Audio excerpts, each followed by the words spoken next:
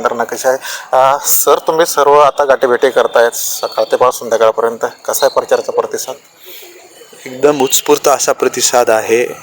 मी गेवराई विधानसभा मतदारसंघाचा राष्ट्रवादी काँग्रेस पार्टी महायुतीचा उमेदवार म्हणून आमचे सगळे सहकारी पदाधिकारी कार्यकर्ते हे मोठ्या जोमाने मागच्या 12-13 दिवसापासून जोरदार त्या ठिकाणी प्रचार यंत्रणा राबवत आहेत. मोठी संघटन बांधणी आमची झालेली आहे आणि आता फक्त मतदानाची वाट आम्ही पाहतोय. सगळी तयारी आमची पूर्ण झाली आहे. मतदारांनी सुद्धा यावेळेस मला संधी देण्याचा निर्णय निश्चय केलेला आहे. त्याच्यामुळं आम्ही फक्त मतदानाची वाट पाहतोय. अतिशय चांगल्या पद्धतीनं त्या ठिकाणी कौल हा माझ्या बाजूनं मतदार हा देणार आहे आणि 23चा निकाल हा माझ्यासारखा असणार आहे. माझा विजय निश्चित आहे. सर, गेवराई मतदारसंघ जो आहे तो पूर्णतः म्हणजे असा लांबलेला आहे किंवा एक खूप मोठा मतदारसंघ म्हणून बीड जिल्ह्यामध्ये गणला जातो. धावपळ करत असताना, एवढं कव्हर करत असताना कशा पद्धतीने हे सगळ्या गोष्टी करताय? उमेदवार म्हणल्यानंतर निवडणूक लढवत असताना मतदारसंघ मोठा आहे का छोटा आहे ह्याचं हे लक्षात न घेता आपण मतदारांपर्यंत पोचलं पाहिजे आणि ते उत्साहामध्ये गेलं पाहिजे. एक तडपेनं, जिद्दीनं, चिकाटीनं त्यांच्यापर्यंत जाऊन तुम्ही आपली भूमिका ही मांडली पाहिजे. मतदारसंघ 120 किलोमीटर हे टोक ते टोक अशा पद्धतीनं विस्तीर्ण असा मतदारसंघ गेवराई आहे. त्याच्यामुळं त्या फिरावं तर लागतं. सगळ्या गावांपर्यंत आपण गेलं पाहिजे. 350 गावं आहेत, तांडे वेगळे, पण जितक्या जास्त लोकांपर्यंत, मतदारांपर्यंत गावामध्ये जाऊन आपण त्यांच्यापर्यंत पोहोचू तितकं मतदार हा आपल्याला स्वीकारणार आहे. त्याच्यामुळे ताण येणं किंवा अशातला भाग नाही. आपण निवडणूक लढवतोय तर त्या जोमानीच, त्या ताकदीनं, ऊर्जेनं निवडणूक लढवली पाहिजे. उमेदवार म्हणून सगळीकडे पोचणं हे माझं काम आहे. राजे, तुमचे तरुणामध्ये खूप मोठी क्रेज दिसते. आम्ही ग्राउंड रिपोर्ट करत असताना बऱ्याच तरुणांनी तुमचं स्टेटस आम्हाला दाखवलं. काय जातं याच्या पाठीमागची? नाही, मी तरुणांसाठी सदैव तत्परतेनं त्यांच्या पाठीमागं नाही, त्यांच्या बरोबर उभा आहे मी. आणि ते ज्यावेळेस अडचणीत असतील तर त्यांच्या पुढे आहे मी.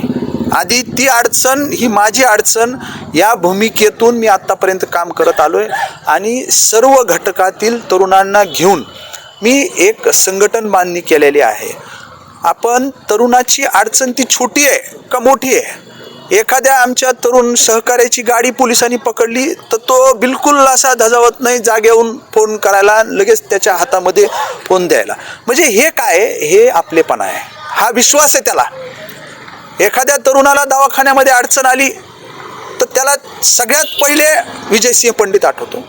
रक्ताची अडचण आली, त्याला रक्त पाहिजे, त्याच्या कोणी नातेवाईक आहे, काही विषय असो, सगळ्यात पहिल्यांदा तो मला फोन लावतो आणि तेवढ्याच तत्परतेनं आपण त्याला, त्यांनी जो आपल्यावर विश्वास टाकला आहे, त्यांनी जो आपल्याला अडचणीच्या काळामध्ये आपल्याला तो सांगतोय, तर त्याला मदत करणे, मदतीला धावून जाणे हे आपलं काम असतं. आणि हे निवडणुकीपुरतं नाही, सदैव तरुण हा बरोबर का राहतो, विश्वास का असतो? निवडणुकीपुरते सगळेच करतात. उमेदवार म्हणून निवडणूक आहे, सगळेच जण जे काय आहे ते प्रेम लोकांचं होतं येतं. पण निवडणूक व्यतिरिक्त तरुणांना तुम्ही ताकद देणे, त्यांच्या बरोबरीनं त्यांच्यासाठी खंबीरपणे उभं राहणे, ही भूमिका संपूर्ण शिवछत्र परिवाराची आणि माझी. मी याच्यामधनं आलेलो आहे. मी 25 वर्षापासून काम करतोय.